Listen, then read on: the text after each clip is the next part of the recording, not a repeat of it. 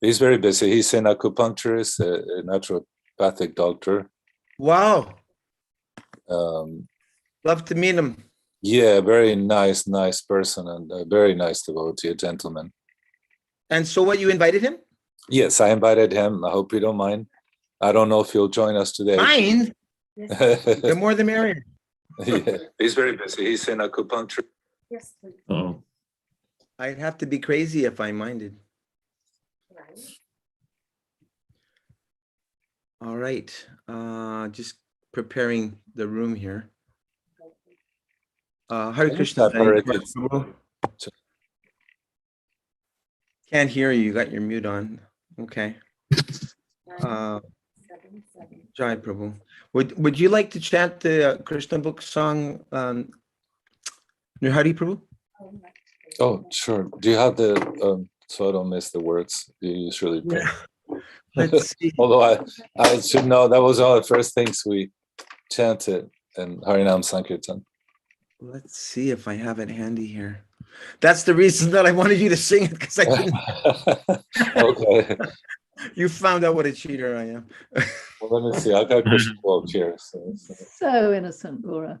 I love that. I'm busted once again. Busted flush. That's what friends are for, right? Friends will tell you, Yes. they tell you what you need to hear, not just what you want to hear. Exactamente.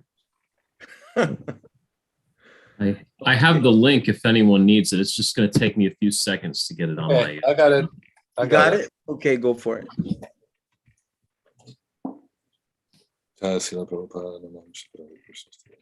Mhm.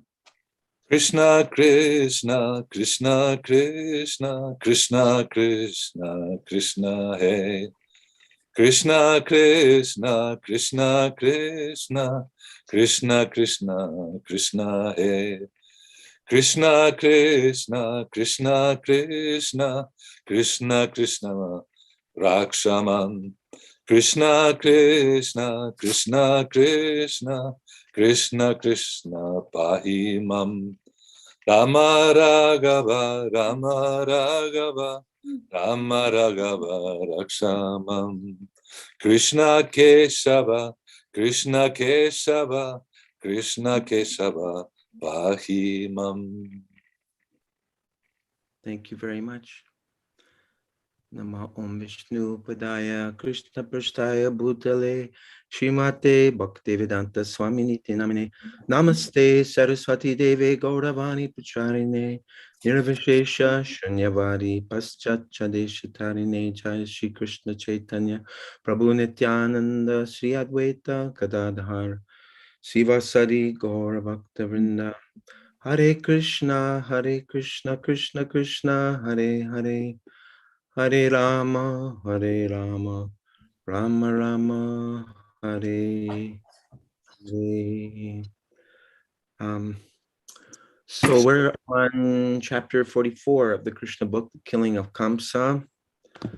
This chapter tells how Krishna and Balaram killed the wrestlers, how Krishna killed Kamsa, and consoled Kamsa's wives, and how the two lords were reunited with their mother and father, deciding to wrestle Lord Krishna faced off against Chanura and Lord Baladev. Oh, actually, what am I doing? I'm not I'm not reading the Krishna book here. I'm actually got the actual Srimad Bhagavatam. Okay. Do you want me to switch over? You want me to switch over to the actual Krishna book? Yes. Yes. Rather than the Bhagavatam? If everybody else like. Yeah. Okay. Yeah. All right. And chapter 44, excuse me, I thought I was keyed up at the right place. By the way, I made a little slideshow for this evening. So if you're interested to see that, I searched out ancient slides and current slides on this Leela. And I find the slides quite delightful. So we can look at that as a recap after. I was wondering one thing, Gora, maybe you know, maybe Daneshwar Prabhu know. We have you ever seen the Srimad Bhagavatam, the complete Bhagavatam, Prabhupada's Bhagavatam? You have the original Bhagavatam of Prabhupada? Oh, no. Well, I had copies like that, whatever he brought. Yeah, we had a couple of them. No, and we got this. I believe maybe Hansadutta has something to do with it. Mhm. What's that? It's a complete Bhagavatam What by is that? Srila Prabhupada. Oh, I've got one of those. The black one? Okay. Yeah. So, yes. So my question was, it was done in 82, Yeah. and so do you know if this hasn't been touched? I Hopefully, don't know anything about that. Dineshwar Prabhu, do you know anything about it? and edited. You can't hear you either. Yeah. Oh, okay. He said to wait. His Okay. audio is something's not happening.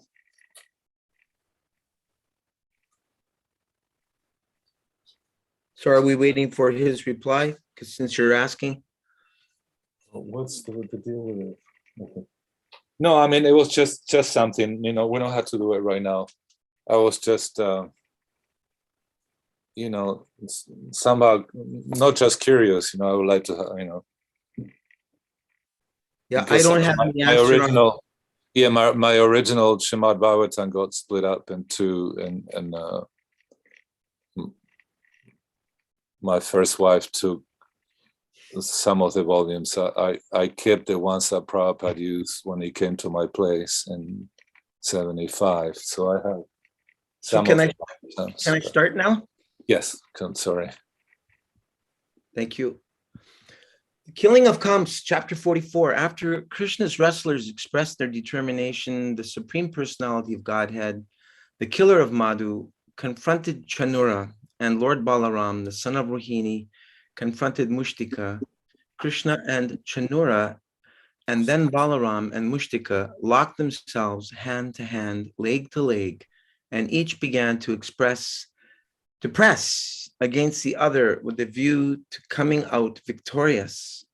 They joined palm to palm, calf to calf, head to head, chest to chest, and began to strike each other. The fighting increased as they pushed each other from one place to another. One captured the other and threw him down on the ground, and another rushed from the back to the front of another and tried to overcome him with a hold.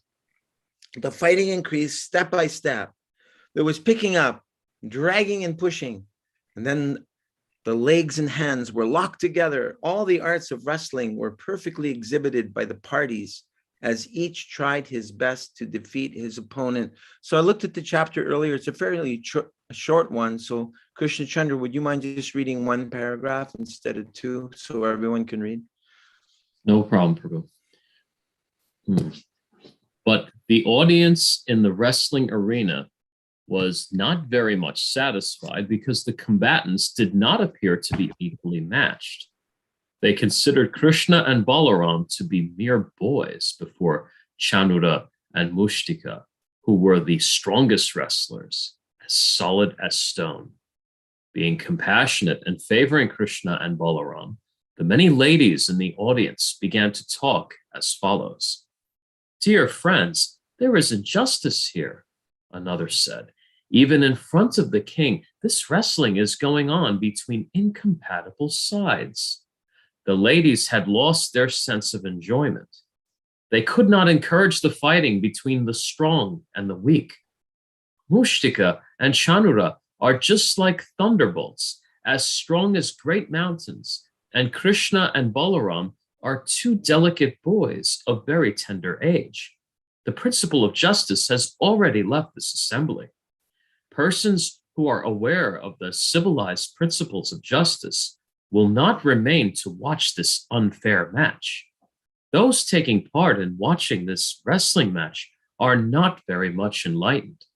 Therefore, whether they speak or remain silent, they are being subjected to the reactions of sinful activities.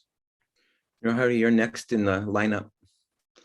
My dear friends, another lady in the assembly, you jumped. Another lady in the assembly spoke out. Just look at the face of Krishna.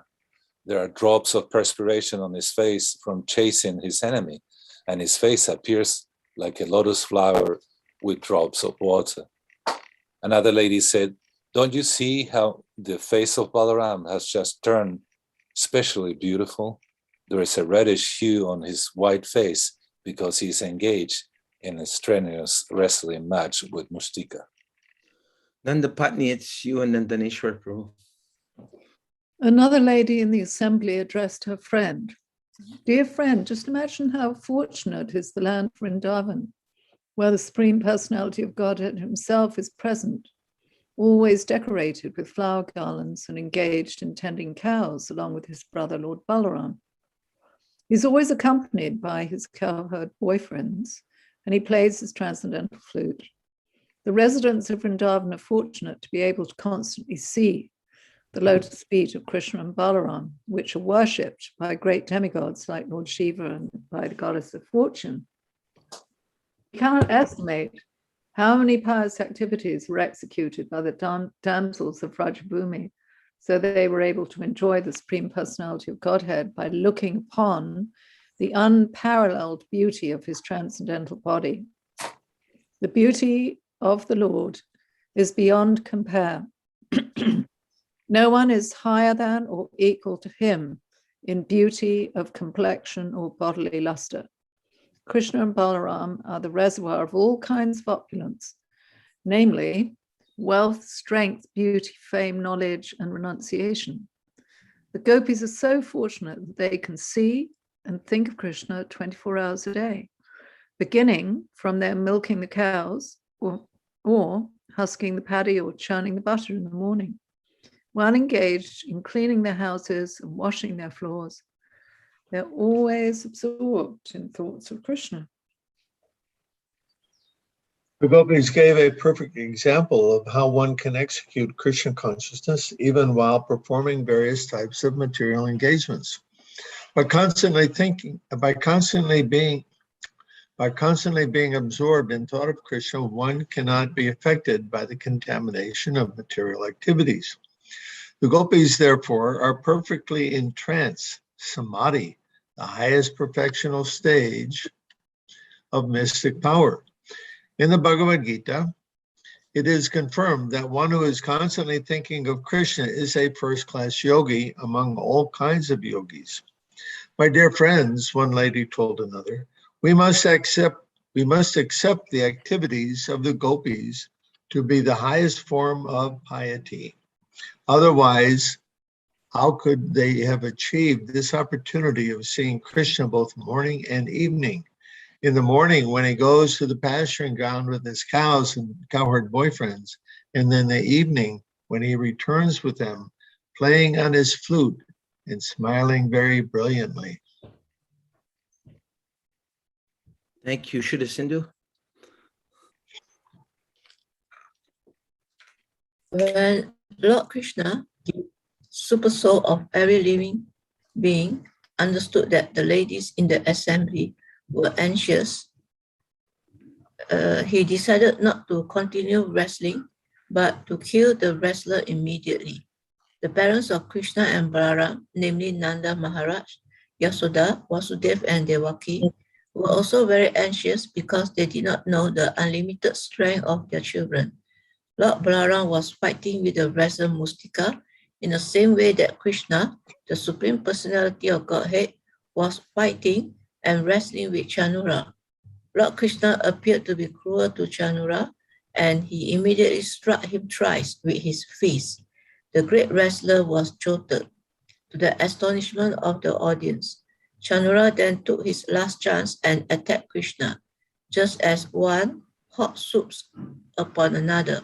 Holding his two hands, he began to strike the chest of Krishna, but Lord Krishna was not even slightly disturbed, any more than an elephant is when hit by a flower garland. Krishna quickly caught the two hands of Chanura and began to wheel him around, and simply by this centrifugal action, Chanura lost his life. Krishna then threw him to the ground. Chanura fell just like the flat, flat, and all his nicely fashioned flat of Indra and all his nicely fashioned ornaments were scattered hither and thither. Hither. Thither, Hither and hither thither. and hither and thither. Mushtika also struck Balaram, and Balaram returned the stroke with great force. Mushtika began to tremble and vomit blood. Distressed, he gave up his vital force and fell down just as a tree falls down in a hurricane. Krishna Chandra. After the two wrestlers were killed, a wrestler named Kuta came forward. Lord Balaram immediately caught him in his left hand and killed him nonchalantly. A wrestler of the name Shala came forward, and Krishna immediately cracked his head with a kick. A wrestler named Toshala came forward and was killed in the same way. Thus, all the great wrestlers were killed by Krishna and Balaram, and the remaining wrestlers fled from the assembly out of fear for their lives. All the cowherd boyfriends of Krishna and Balaram approached them and congratulated them with great pleasure. While trumpets resounded and drums were beaten, the leg bells of the feet of Krishna and Balaram tinkled. Brenda Putney, before you continue, I just thought to pause for a second. Does anyone have any, are they inspired to say something? Anything stand out for you so far? Everyone's muted. I don't know why. When the ladies were protesting the uneven match, it was occurring to me that it's inappropriate for, what did they say? They go back if you want. Justice or uneven, yeah. Yeah, no, that there's some reaction that comes from observing and not speaking out, Not something saying like anything. that. Yeah. Where was that? Can you remember? Can you see? Yeah, when they first started to wrestle, and the Another lady in the assembly addressed her friend, just from starting from somewhere. before that. Okay. Yeah, I remember. The principle of justice has already left this assembly right there. Persons who are civilized, persons who are aware of civilized principles of justice will not remain to watch this unfair match.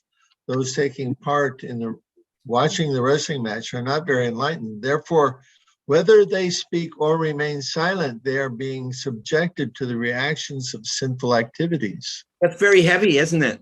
Yeah, and it's what it says. Is that, excuse me, is that addressing the principle of complicity? Is that what she's saying? By being complicit, you're implicated? Yeah, it means you have to speak up. Okay. You have to do so. You can't sit there and watch injustice taking place. If you do without objecting, you're implicated. But Prabhu, I've been told that we should not criticize senior devotees. No, well, okay, then you have to understand what is criticism, okay? To point out a misbehavior on the part of a person is not inappropriate when it is done specifically either for that person's benefit or for the benefit of people in general. Mm-hmm. This is stated this is stated by Srila Bhaktisiddhanta. Prabhupada told us personally one time we were in Mexico City and a devotee called somebody, I don't want to name names, but anyhow, he said, oh, he's an old hippie. And so the devotee objected to that, he's the hippie and this and that. And so Prabhupada said, that's Prabhupada, they're criticizing me, the devotee protested. And Prabhupada said, there's nothing wrong to call a thief by his name. So Prabhupada didn't actually defend him. No, he said that was the truth. It wasn't a great quality to have been a hippie or whatever it is he had been. So then Prabhupada said, there's nothing wrong. There's no criticism to call somebody for what they're done. If they're thieves, there's no criticism to call them such. Now, I'm not challenging either of your statements.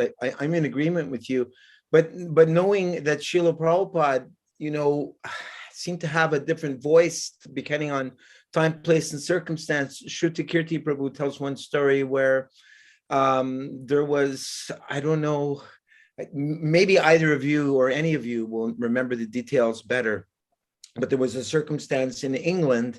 Prabhupada was in the UK visiting, and there was some complaint, I believe it was about the temple president, and a GBC was in the room, I think, and a sannyasi was in the room, and Prabhupada got angry at them for criticizing, I think it was the temple president, saying, can you do better than him? And Prabhupada.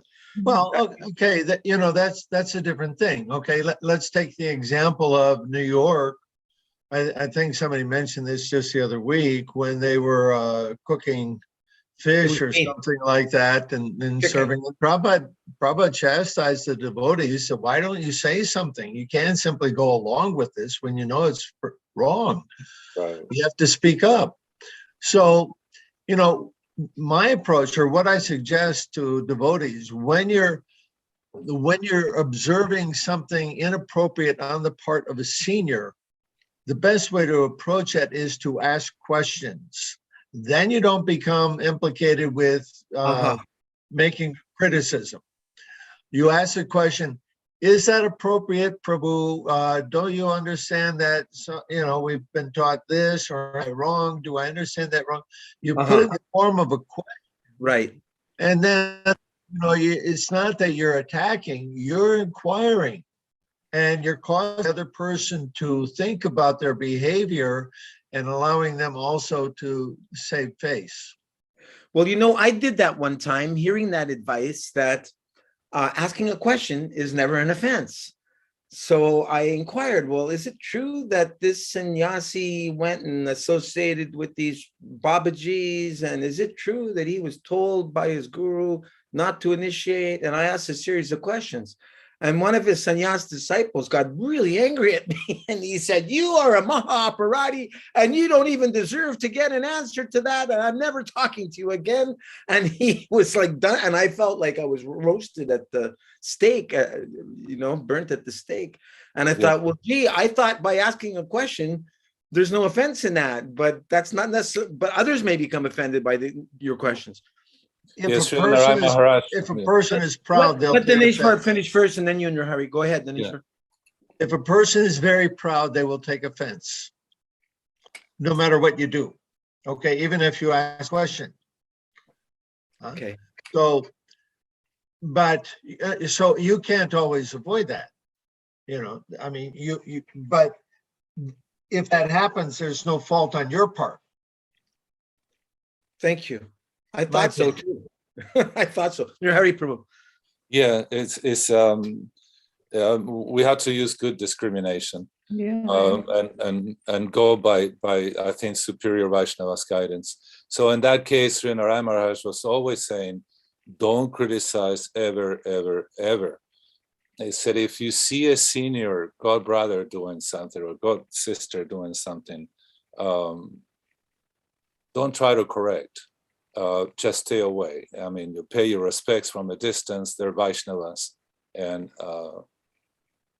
so that's one aspect. I agree with Daneshwar. Him quoting Daneshwar quotes like Prabhupada when that incident in New York happened with Bali Mardan, with devotees waited, I don't know, forever to say something, and in that situation, you're living with that person, so.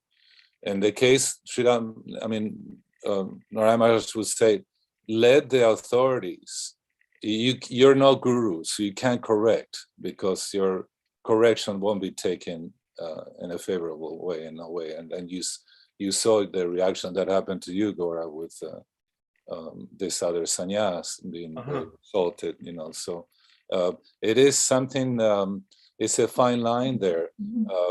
Because my question too, I mean, in the assembly around Kamsa and in this wrestling arena, there were also devotees. Nanda Baba and all the Kaur boys were there, because it says at the end when they got killed, they're all cheering. But did they say something before that? Did they complain, or did they go to Krishna and say, no, don't wrestle, this is injustice, or it's not expressed? So we had to, use our fine discrimination here. Sometimes we take things out of context. I mean, they might work for, like I said, being complicit in a crime and not saying anything, or just sit down and don't say anything. Then we'll get definitely the reaction.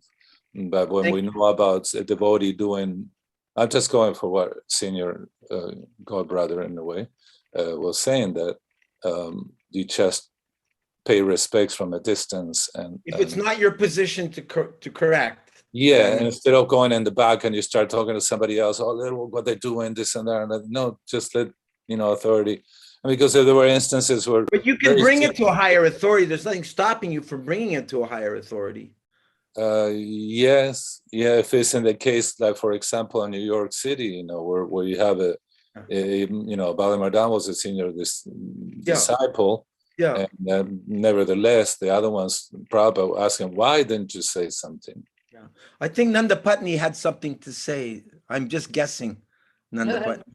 Well, my comment was along Marie Hari's line as well, is that, discretion is the better part of valor, especially if, your god brother or god sister has a load of his disciples around him, then and let's say he's off base, that's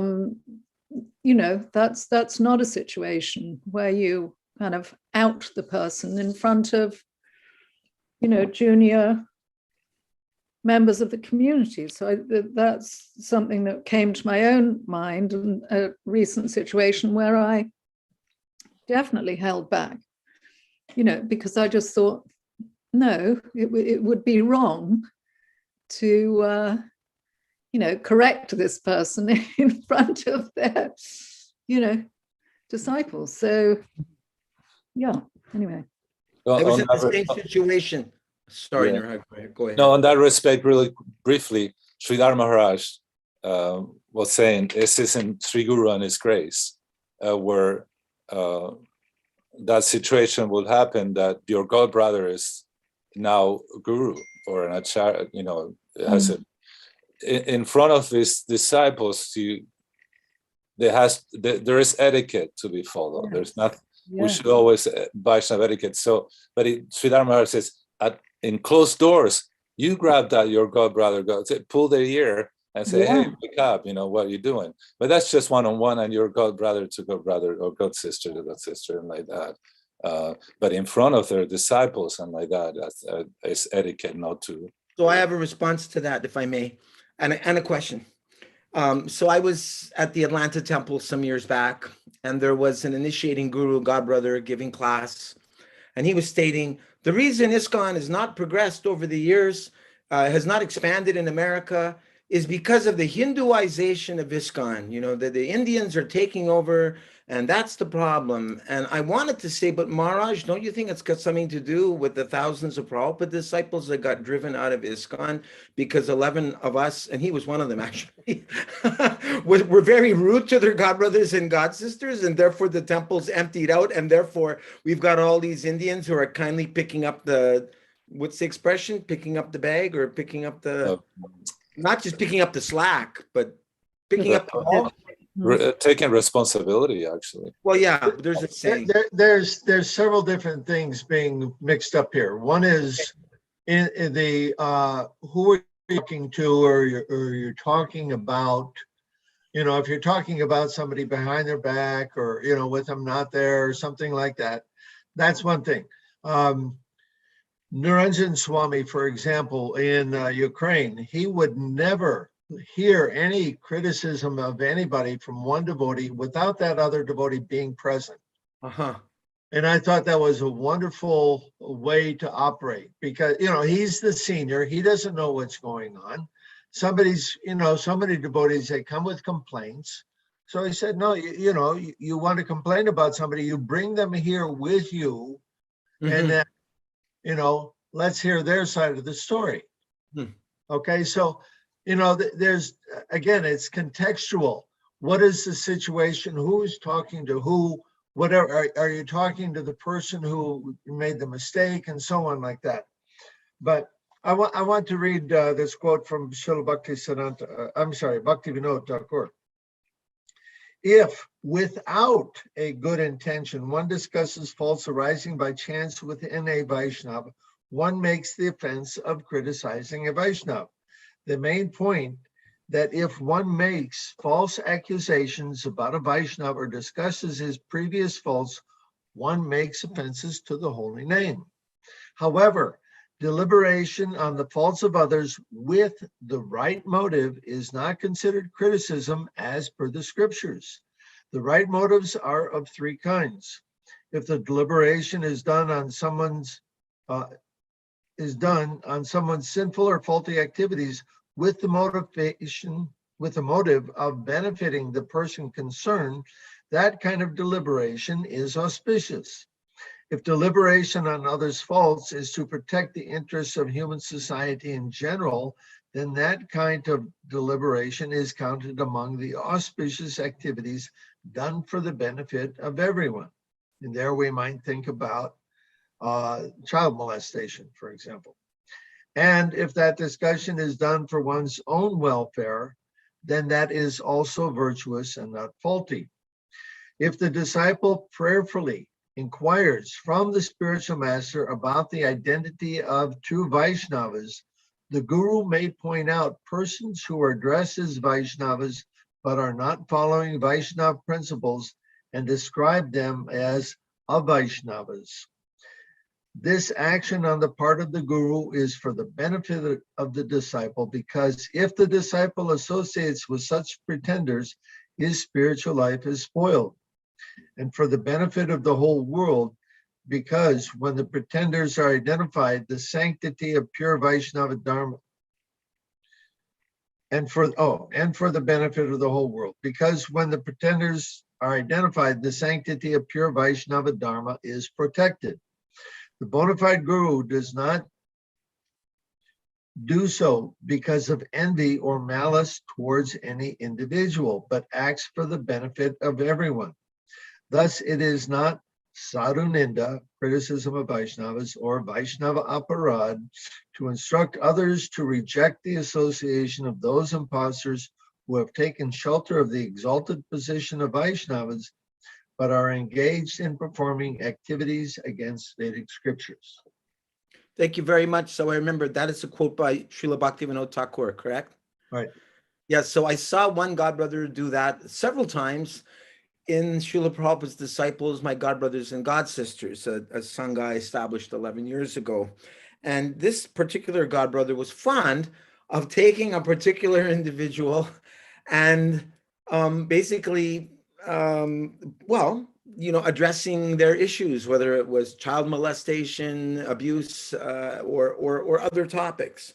And from what I just heard from you, you were reminding me for that person, either for that person's benefit, for the benefit of others, or for one's own benefit. If the motive is correct, it's okay to criticize. Did I understand you correctly? The Bhaktivinoda correctly? Yes? Well, let's not use the word criticize. It's okay to it's okay Rectify? to point out the misbehavior of others. Okay. This word criticism is it's not universally understood the same way. Right. It can be bitching and complaining, is criticizing, or pointing out somebody's faults. It's not the proper word to use, my opinion. Yeah, it's a loaded word. Yeah. Yeah. And so when he would forget the word you just used, it was more along the lines of rectify. To not, you didn't say rectify, but you used another term. Bhaktivinoda? No, what you just finished explaining, that one was actually justified in pointing out the anomalies of someone. But then when that person would do that, other people would flip out. How dare you speak about that devotee? They've done 40 years of devotional service. Gora, are you still responsible here? Did this person hijack the group? That you're allowing them to ridicule? Gora, I'm leaving this Sangha. How dare you allow this to go on? It's your fault. Yeah. So, maybe it's just the nature of Facebook, because 93% of communication is paralinguistic, meaning you don't hear the tone of the person's voice, you don't hear the pitch of the person's voice, you don't have eye-to-eye contact, you don't have any body language. Therefore, others, they flip, they become angry, but you may say, but Prabhu, I have a good intention here. My motive is pure. No, what Daneshwar was reading, what I understood, it was three different cases. Different cases and the parameters by which we can guide ourselves if this is to benefit ourselves, to benefit humanity. And what was the third one, Daneshwar? Benefit for the individual themselves. Yeah. So then that is it will be beneficial. It'll be auspicious, he calls it. That's a little subjective, isn't it? I am addressing this person's anomalies for my own benefit. Yes, especially if you know it's going to fall on deaf ears, then you're just kind of sounding your own horn, aren't you? Wait.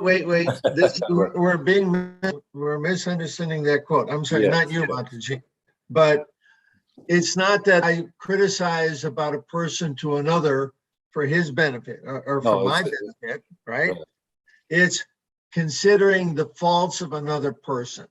Okay, either for their benefit, for the benefit of people in general, or the Vaishnava community, or for my own personal benefit. Now, if it's for my own benefit, then I must be thinking about my own faults, right? Or I contemplate the faults of somebody else as an instruction to me for my own edification, so that I don't do the same behavior myself. But not to others. Not that I go complain to others and I'm thinking this is for me. For my benefit.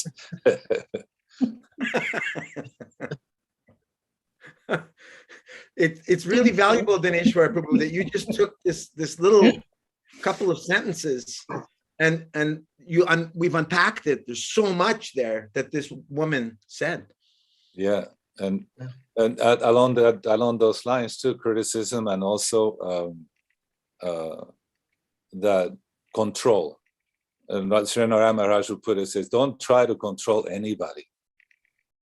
Control yourselves. So also it will say, Krsna use this point, like Daneshwar Prabhu was pointing out. If you see somebody else's example to help you, edify yourself to what not to do. Like that. So before we move on, did anyone else have a final comment on that?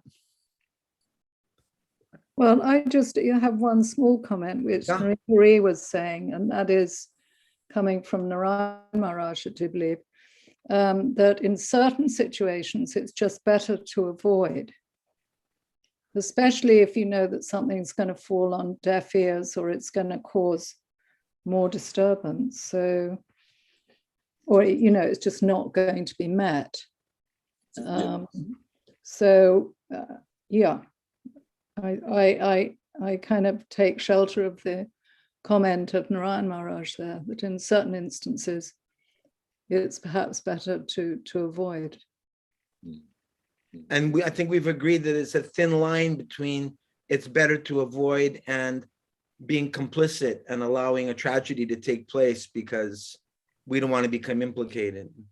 Yes, but by the same token, we're not the supreme controllers either. Exactly. Yes. Okay, so on this point of complicity, another thought that thank you, Nanda Patni. Another thought that arose for me is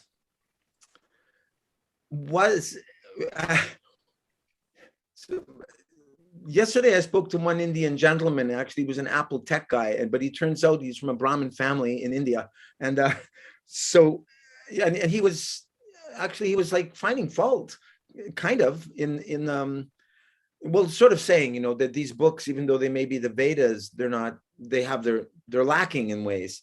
And one example he gave is of the Pandavas tolerating watching Draupadi almost getting raped in an assembly that, they didn't actually, how could any civil man, because, a man is responsible for protecting his wife, right? Whether the woman is in her childhood, she's protected by her father. In her middle years, protected by her husband, then protected by her elder son. And in this gambling match, because a Kshatriya code is that he's never supposed to turn down, either a request from a woman to marry her, or in a gambling match, or in a duel, in a fight.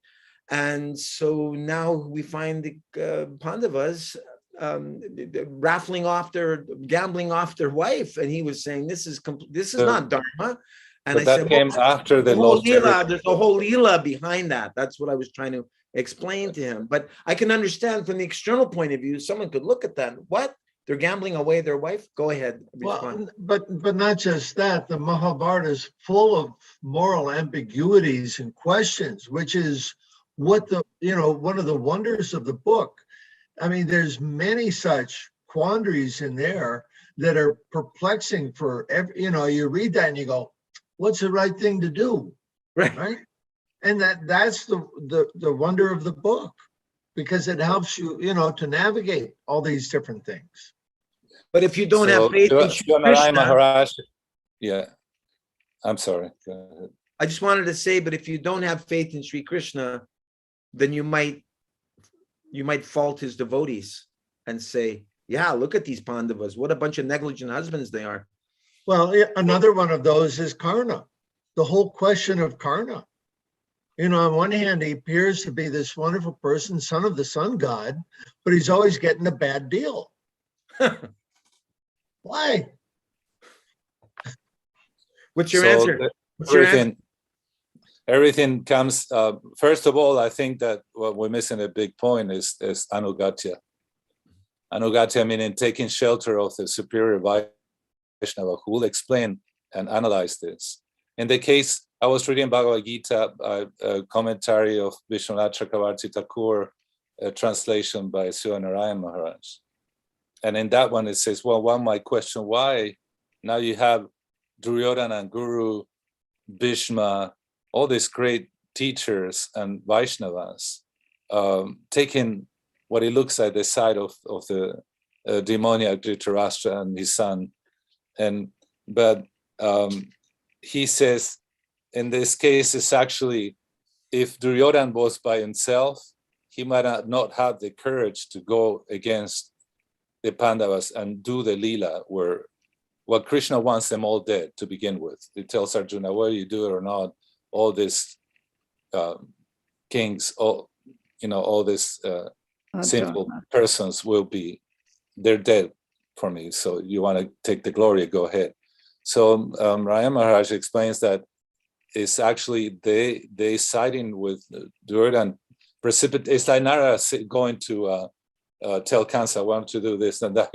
He wants to precipitate the appearance of Lord Sri Krishna. So these devotees, sometimes they look like they're taking the other side, but like Bhishma swears to his other grandson Duryodhana that he's going to, because Duryodhana has complained, says, I'm your grandson too, and you seem like you're taking the part of Bhima. You're taking the part of the Pandavas. You're not fighting at your best. So Bhishma, who was known for his vows, he said, "Oh, tomorrow, says I either kill Arjuna, will destroy him, or I'll make that one that didn't want to fight, I'll make him fight." And so that's a surface dialogue, but what's behind is that the Leela of the chivalrous Leela, and that Bhishma wants to be wants to take part on that, worship the Lord in such way. So he showers Krishna with arrows. It's like if somebody says, "Wait a minute," I mean, he's acting like he's attacking the Lord. He's trying to kill him. Is he a demon? as his devotional doing it. service. So Krishna had the privilege of experiencing chivalry. Yes. That's why he did it. And So that Krishna could taste that right. experience. Yeah. And there's deeper and deeper meanings, because when he sees the droplets of blood, Bhishma becomes so elated, and somebody will say, "Wow, man, that's pretty kind of pretty." That's Kshatriya. Yeah, that's Kshatriya, but then it goes beyond. It goes to where he sees that as decorations, like red flowers. He's like, Yeah. So we always have to. That's why we had to take shelter. We had to read commentaries. Today I was chatting with a very senior devotee from actually your godbrother, Krishna Chandra Prabhu Maharaj. Was saying about Sridhar Maharaj. Yes. yes, Sridhar Maharaj, that he read 11. There's 11 commentaries, all bona fide commentaries of Srimad Bhagavatam. Wow. And he's read them Wow. all. They're all in Sanskrit. He showed me today his room. It was like wall-to-wall books, Sanskrit books. And he's not, when he talks, he's not pedantic. There is no, Right. I'm going to teach you now. No, he was like really clarifying things. And so there are, when we start seeing all this, or hearing, because we might not be able to master Sanskrit like that in this lifetime myself, I'm just too old now. And imagine reading 11 commentaries of Srimad Bhagavatam, Wow. 12 cantos. Next time you talk to him, can you please pull me into that conversation? I'd love to meet him. Okay, yes, but he's very private. So, but he said that if we have any questions, he'll be very happy to clarify them. So like things like this, he will clarify for us, and he will bring in all the different great Vaishnavas commentaries. It sounds quite amazing to have read all 11 commentaries. Wow. Isn't it? Yeah, he's very young too, in a way. I mean, he's like 40. I want to meet him. Please include me, okay? Okay. All right. So anyone else before we go back to reading? one little thing. Sorry. I mean to grab the hug. Actually, I want to hear from Krishna Chandra and also Shuddha Sindhu if they have any questions about anything. That I don't have anything else to say. Don't criticism, witnessing. This is a very important points. I just remember something about the Tanura Mustika. Okay, before you go there, Krishna Chandra, Shuddha Sindhu, anything from either of you? You're very polite and humble and quiet. Patient. Thank you for the invitation. At the moment, I'm taking it all in. You're good. Thank you. Okay, good. Shuddha Sindhu, are you good, or do you have something you would like to say? No, I'm just okay. I'm listening. Yeah, a lot of nectar flowing here. Yeah. It's the benefit of senior devotees. Yeah. Oh, wow. Shikarani finally came back after years. Haribol. Haribol, Haribol, Haribol. Hare Krishna. Welcome back. Any questions or comments from you, Shikarani? I don't know how long you've been there.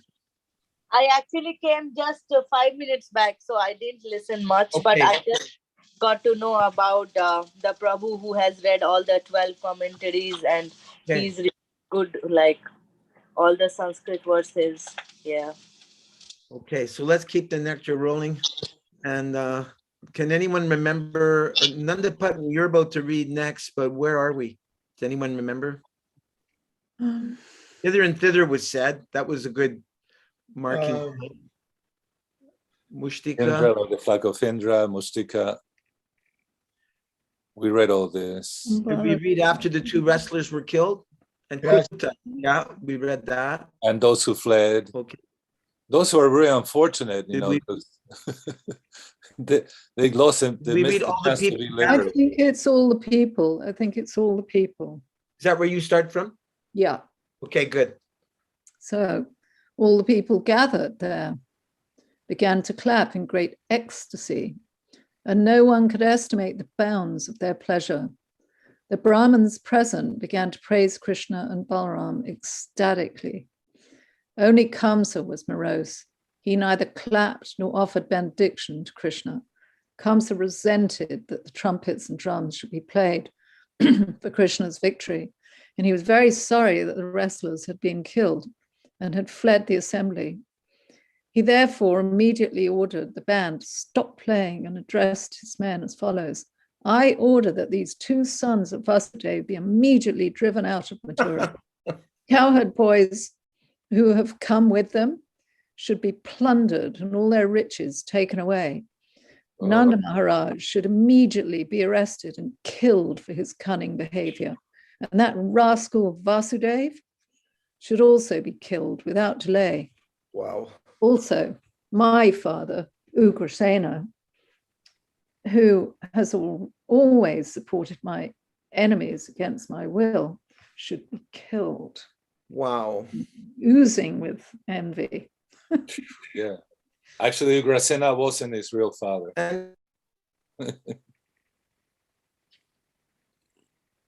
Oh, who was his real father?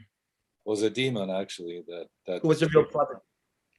It was a demon, an Ashura, that tricked the mother of Kamsa, appeared as her husband, as Ugrasen. And yeah. Yikes. Yeah. I was just thinking of the mentality of Kamsa here and how, you know, if we're in a position of leadership and if we become a little too full of ourselves, we may only want yes men, and we want to get rid of, you know, anyone who doesn't support us. It's like they've got to go. And one time I turned on the CBC radio as I was driving my vehicle, and one yoga teacher out of Quebec, Marshall Govindan, he was saying the reason that leaders fall in big religious organizations is that they tend to isolate themselves, and they no longer have accountability to those that they're leading. And when they're in that isolated position, kind of in an ivory tower, that's when they fall. Also, they haven't taken shelter of superior Vaishnavas. There's always superior Vaishnavas. Ah, good point. You Dinesh, know, that's not always, that doesn't always happen in the wrong way.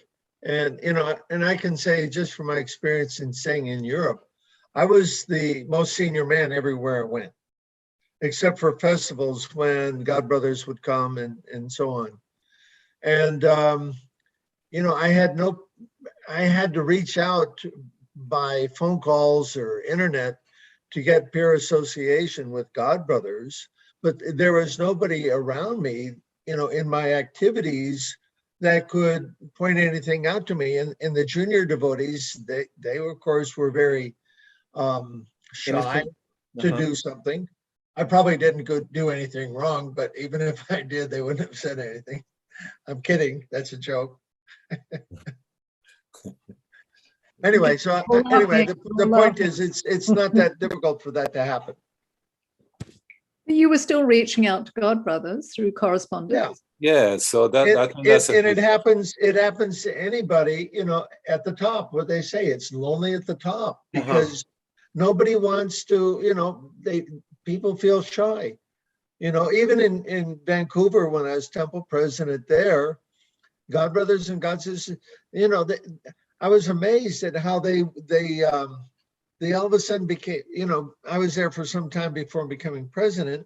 Then when I became president, they became afraid of me. And I thought that was really weird.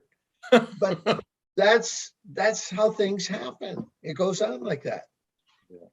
Well, I think there's... So I have a question. Excuse me, just hold your thought for a second, Hari Prabhu. My question is, how does one prevent that? By being more personal with the devotees and letting them know, hey, just because I have this position doesn't mean I'm not your friend? What's the answer? Istagosti, surely. Well, no, I would do Istagosti also, but you in my experience, what I did was I would invite others for comment. You know, tell me when I'm doing wrong. Right? I'm not going to be offended.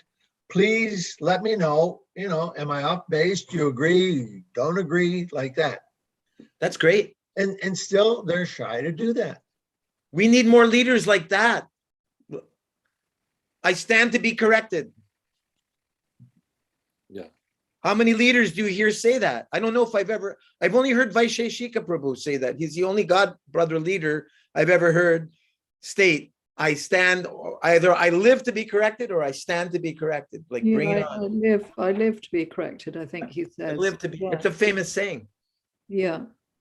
Nanda And Patni, you had a point. he does it even in what's so lovely and humble about this is he does it even in Silicon Valley preaching situations. So it actually enrolls people in Right. coming forward with more questions or even critiques, like if they're just, people coming from the outside. But the whole tone of the thing becomes more correct because the speaker is taking this nuanced, humble position, if you will. But it doesn't necessarily mean that because someone says, I live to be corrected, and you give them correction, that they'll necessarily take it either. People don't necessarily come forward on that foot when you say that. That's what I'm saying. It kind of draws people in an interesting way because they're seeing that, you really are quite genuine about not talking down to them.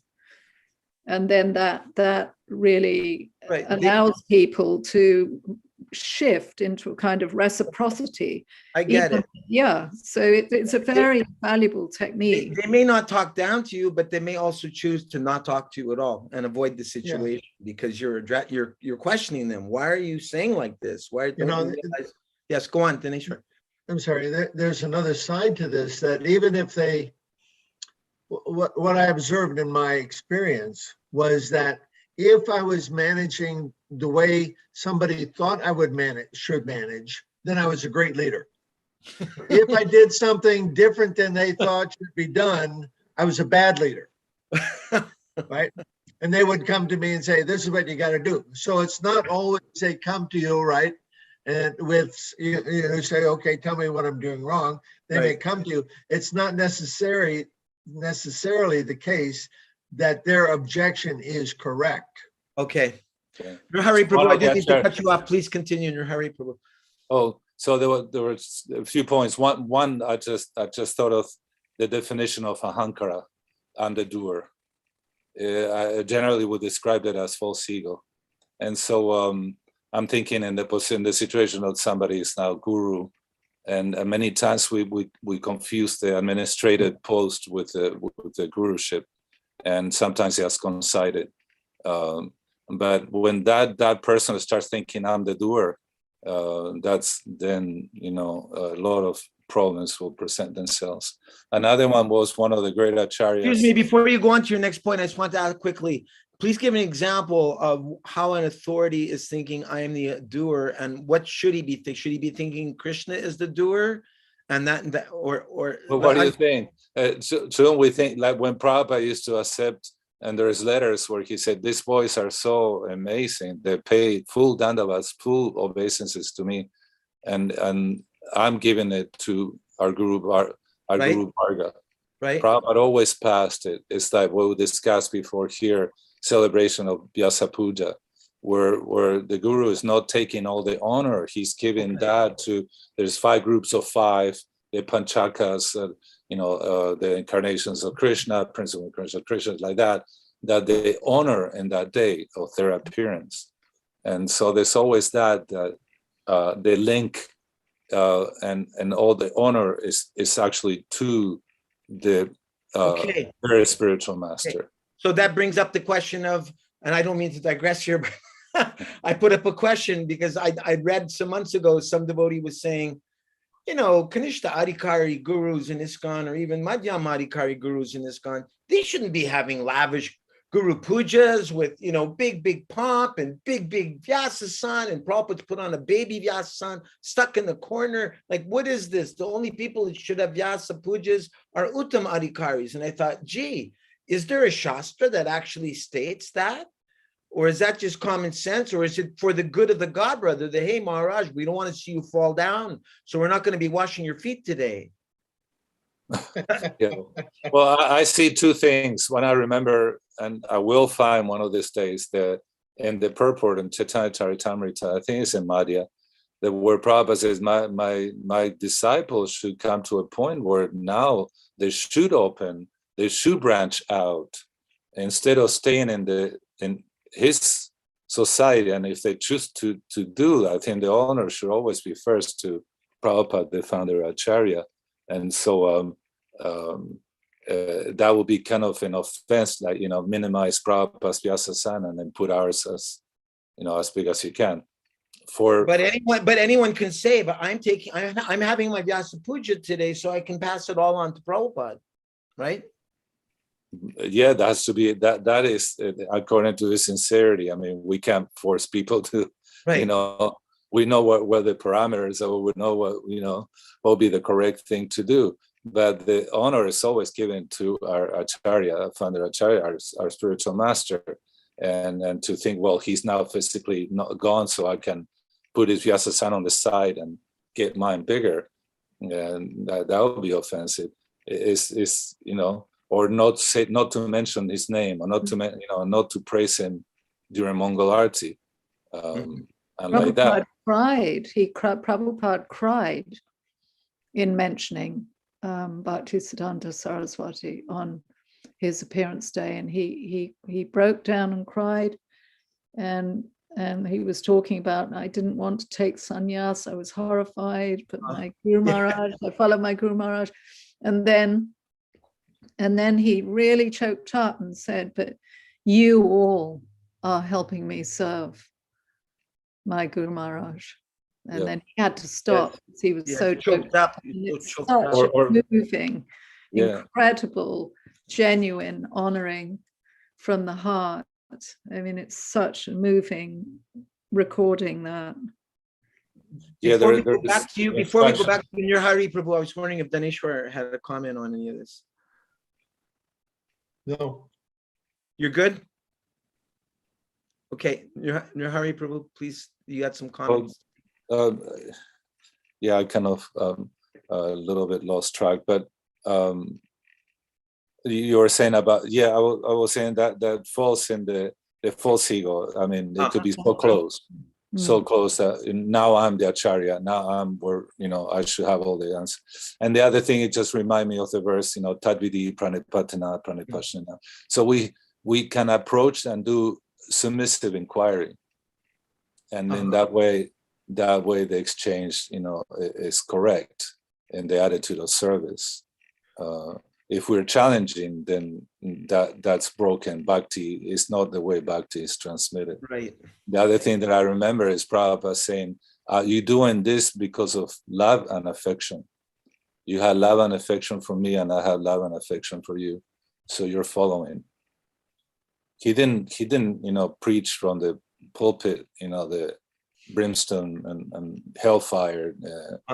If you don't do this, or what I'm asking you to do, if you don't wash my feet, then you're envious of Prabhupada because I'm his representative. Yeah, something like that. I mean, we can justify. The other day, just a few years back, we're reading about the age of reasoning. The 1700s was called the age of reasoning. The Enlightenment. And what enlightenment? Yeah, enlightenment and reasoning. And actually, if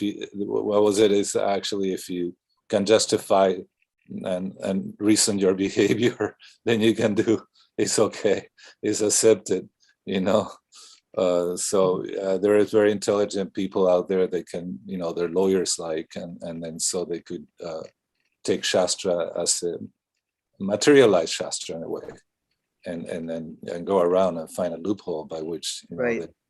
So, yeah. Daneshwar Prabhu, you've already read, correct? I read once, yeah. Yeah, Shuddha Sindhu hasn't read. Sikarani hasn't read. Shuddha Sindhu, would you like to read? Or did you read? I can't remember. Yeah, I read already. I have read. So Sikarani has not read. Could you please read Sikarani? Where were we now? Also, my father Ugrasen has always supported my enemies. Okay, Kamsa has expressed his anger that Krishna and Balaram should be driven out, Vasudev should be killed, and Ugrasen should be killed. Now go ahead, Sikarani. Yeah. So from when Kamsa spoke in this way? Yep. When Kamsa spoke in this way, Lord Krishna became very angry with him, and within a second, he jumped onto the high dais of King Kamsa. Kamsa was prepared for Krishna's attack, for he knew from the beginning that Krishna was to be the supreme cause of his death. Kamsa immediately unsheathed his sword and prepared to answer the challenge of Krishna with sword and shield. As Kamsa wielded his sword up and down, hither and thither, Lord Krishna, the supreme powerful Lord, caught hold of him with great force. The Supreme Personality of Godhead, who is the center of the complete creation and from whose lotus navel the whole creation is manifested, immediately knocked the crown from the head of Kamsa and grabbed his long hair in his hand. He then dragged Kamsa from his seat to the wrestling dais and threw him down. Then Krishna at once straddled his chest and began to strike him over and over again. Simply from the strokes of Kamsa's fist, Kamsa lost his vital force. To assure his parents that Kamsa was dead.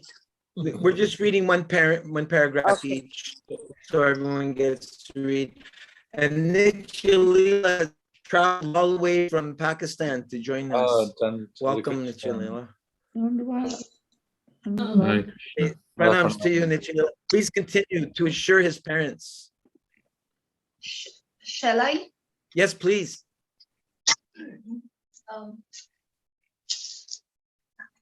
It is okay. To assure his parents. Okay. To assure his parents that Kamsa was dead, Lord Krishna dragged him just as a lion drags an elephant after killing it. When people saw this, there was a great roaring sound from all sides as some spectators expressed their jubilation and others cried in lamentation. From the day Kamsa had heard that he would be killed by the eighth son of Devaki, he was always thinking of Krishna with his wheel in hand, and because he was very much afraid of his death, he was thinking of Krishna in that form 24 hours a day, without stopping, even while eating, while walking, and while breathing. And naturally, he got the blessings of liberation. In the Bhagavad Gita, it is stated, Sada tad bhava bhavita. A person gets his next life according to the thoughts in which he is always absorbed. Kamsa was thinking of Krishna with his wheel, which means Narayana, who holds a wheel, conch shell, lotus flower, and club. Thank you. According to the opinion of authorities, Kamsa attained Swarupya Mukti after death. That is to say, he attained the same form as Narayan, Vishnu. On the Vaikuntha planets, all the inhabitants have the same bodily features as Narayan. After his death, Kamsa attained liberation and was promoted to Vaikuntha Loka. From this instance, we can understand that even a person who thinks of the Supreme Personality of Godhead as an enemy gets liberation or a place in a Vaikuntha planet. So what to speak of the pure devotees who are always absorbed in favorable thoughts of Krishna? Even an enemy killed by Krishna gets liberation and is placed in the impersonal Brahma Jyotir. Since the Supreme Personality of Godhead is all good, anyone thinking of him either as an enemy or as a friend gets liberation. But the liberation of the devotee and the liberation of the enemy are not the same. The enemy generally gets the salvation of Sayujya, and sometimes he gets Sarupya, liberation. So, what is that verse I'm thinking of? Tigrena Bhakti Yogena Yajeta Purusham Para, that regardless of one's motive, one should think of Krishna and one will be blessed. So Nirhari Prabhu, and then it's Nandapatni and then Danishvar. If there's 3 more paragraphs left. Can't hear you. Cannot hear you, Nirhari Prabhu. Sorry, I was blocked. I thought Krishna Chandra was the next. Krishna Chandra hasn't read for a while. He hasn't read. Yeah. He read after you, and then I read. I'm just going according to how WhatsApp lines everybody up here. And so, okay. So you can pass it on to Krishna Chandra if you like. That's fine. And then I'll go after him. Okay, go ahead. Thank you, Prabhu. Krishna Chandra. Kamsa had 8 brothers, headed by Kanka, all of them younger than he.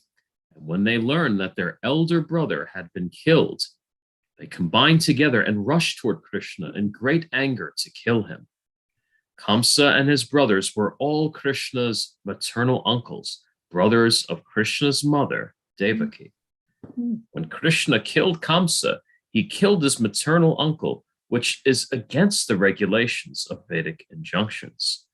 Although Krishna is independent of all Vedic injunctions, he violates the Vedic injunctions only in inevitable cases. Kamsa could not be killed by anyone but Krishna. Therefore, Krishna was obligated to kill him. But as far as Kamsa's 8 brothers were concerned, Balaram took charge of killing them. Balaram's mother, Rohini, although the wife of Vasudeva, was not the sister of Kamsa. Therefore, Balaram took charge of killing all of Kamsa's 8 brothers.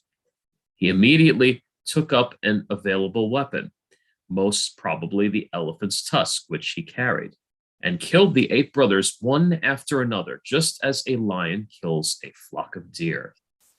Krishna and Balaram thus verified the statement that the Supreme Personality of Godhead appears in order to give protection to the pious and to kill the impious demons, who are always the enemies of the demigods.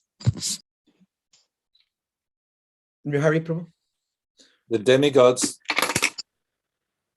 from higher planetary systems shower flowers congratulating Krishna and Balaram. Among the demigods were powerful personalities like Lord Brahma and Lord Shiva, and all joined together in showing their jubilation over Kamsa's death. There were beating of drums and showering of flowers from the heavenly planets, and the wives of the demigods danced in ecstasy. Danishwar Prabhu? Yeah, one second. Got a thing. The wives of Kamsa and his 8 brothers were aggrieved at the sudden death of their husband, and all of them struck their foreheads and shed torrents of tears, crying loudly and embracing the bodies of their husbands, which lay on the wrestling dais. The wives of Kamsa and his brothers lamented, addressing the dead body. Our dear husbands, you are so kind and are the protectors of your dependents. Now, after your death, we are also dead, along with your homes and your children.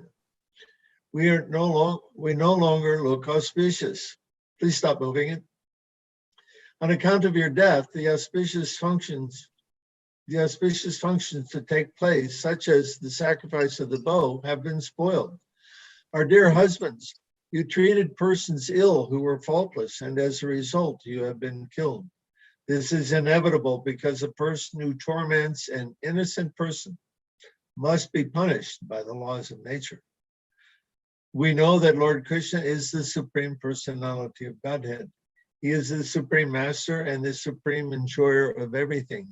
Therefore, one who neglects his authority can never be happy, and ultimately, as you have, he meets his death. So actually, these wives were actually speaking to their dead husbands. Is that correct? Yeah. Yes. Right. Husbands were already dead.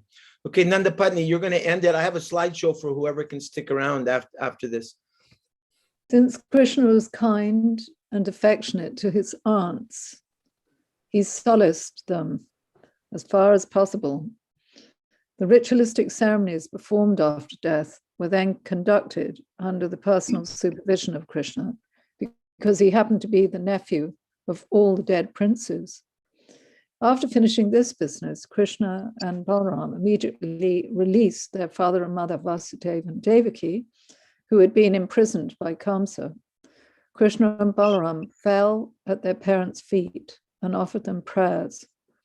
Vasudeva and Devaki had suffered so much trouble from Kamsa because Krishna was their son. Devaki and Vasudeva were fully conscious of Krishna's exalted position as the Supreme Personality of Godhead. Therefore, although Krishna touched their feet and offered them obeisances and prayers, they didn't embrace him, but simply stood up to hear the Supreme Personality of Godhead. Although Krishna was born as their son, Vasudeva and Devaki were always conscious of his position. Thus ends the Bhaktivedanta purport of the 44th chapter of Krishna, the killing of Kamsa. Thank you very much. So I came across this interesting class that Srila Narayan Maharaj gave September 27, 2000, right at the very place where the wrestling arena was, called Kamsa Tila. And that's the same place where the Keshavji Gaudiya Math, where Prabhupada took sannyas, is located. It's located actually beside... The video of Gauranga he brought from Jhansi, Prabhupada is there, it's still there. Right. So he says Kamsa was very, very cruel. He had invited all of Krishna's relatives, Ugrasen, Vasudeva, Devaki, Nanda Baba, and some of the Shakas to the wrestling arena. He wanted Krishna killed in front of them, as this would add to his happiness. My God. When Krishna dragged Kamsa from the dais, he was pulling him by the hair because Kamsa had caught Devaki by the hair on her wedding day. Interesting.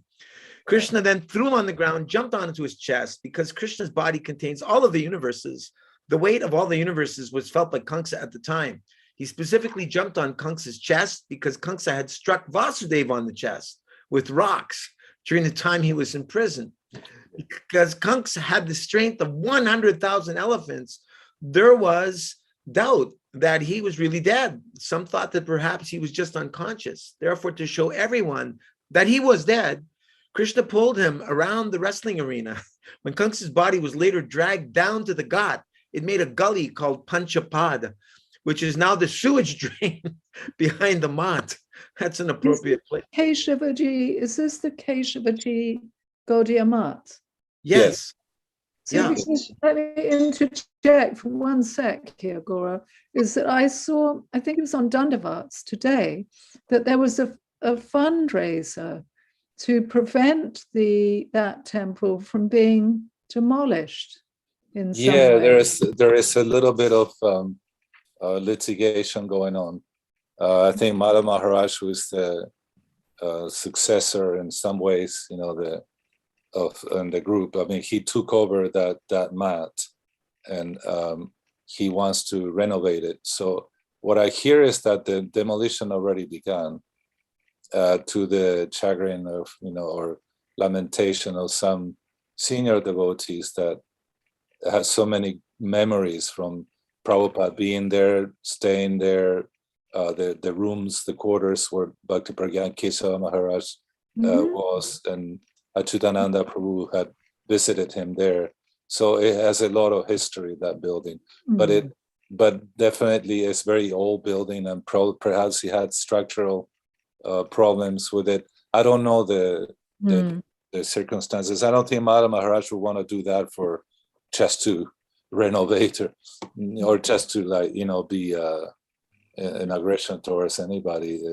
On the contrary, I think he perhaps wants to make the building solid again.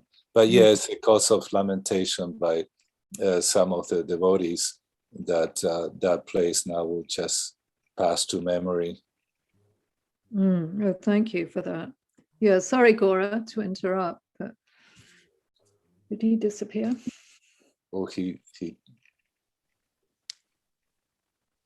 he disappear? He's still logged in. He was knocking on the door. No, there he is. Yes, somebody else knocking. Just my neighbor for a second. So there in Nanda Patni is the Keshavji Gaudiya Math, where Srila Prabhupada took sannyas. And those are the deities there. What are the names of the deities? Does anyone know? Oh, Sri Radha Vinod Biharji. yes. Radha Vinod Biharji. And Yeah. there's Prabhupada's Mahaprabhu deity. Yes, and in that temple, Prabhupada did kirtan. Maharaj Narayan would recall that their relationship was, he always saw Prabhupada as his Shiksha Gurudev, but Prabhupada also, there was a friendship there. So Right. sometimes he would joke, because Prabhupada would go into samadhi, in trance, in ecstasy, while chanting a song. And so he would look at Narayan Maharaj to finish it, to do it. Cool. Thank you. He pointed out to me that in the prayers to the 6 Goswamis, and there's other prayers, but Prabhupada's chanting, Sri Narayan was pointing out, look, see, he's repeating this line. He's in total ecstasy here. I know, I saw it. And he's repeating that line. It's not that he doesn't know the song. You know, somebody an outsider would say, oh, Prabhupada doesn't know the song. I mean, well, doesn't complete it, but he couldn't complete it.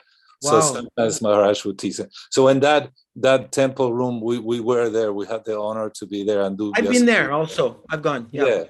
We did honor Srila Prabhupada in there too, in his disappearance days. Sri Narayan Maharaj would call the senior disciples of Srila Prabhupada who were present to speak.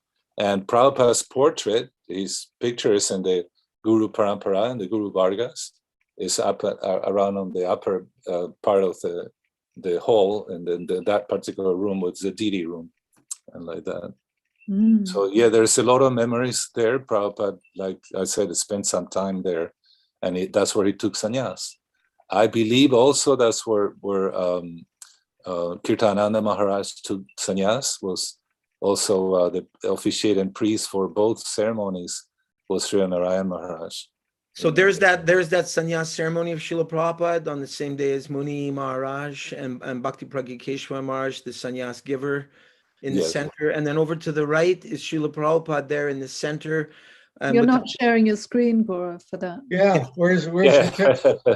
Yeah, that picture that I know. It says I'm screen sharing. It says I am screen sharing. Well, no, we see the text. Yes. You are screen sharing, but you're showing the book. You're only seeing the text, really? Yeah. It's the Pure Bhakti article. We're not seeing photographs now. Oh, okay. Excuse me. Let me get over to there. There, and then let me hit the screen share. Okay, good. Thank you I'm sorry. So then I guess you didn't see the Keshav Jimat, did you? There you go. There it is. That's the building. Yeah. And those are the deities. Radha, what did you call them again? Vinod Bihari. Vinod Bihari. And so I had a question no one could answer. Why did Prabhupada just have a Mahaprabhu deity? Why wouldn't he also have a Nityananda deity?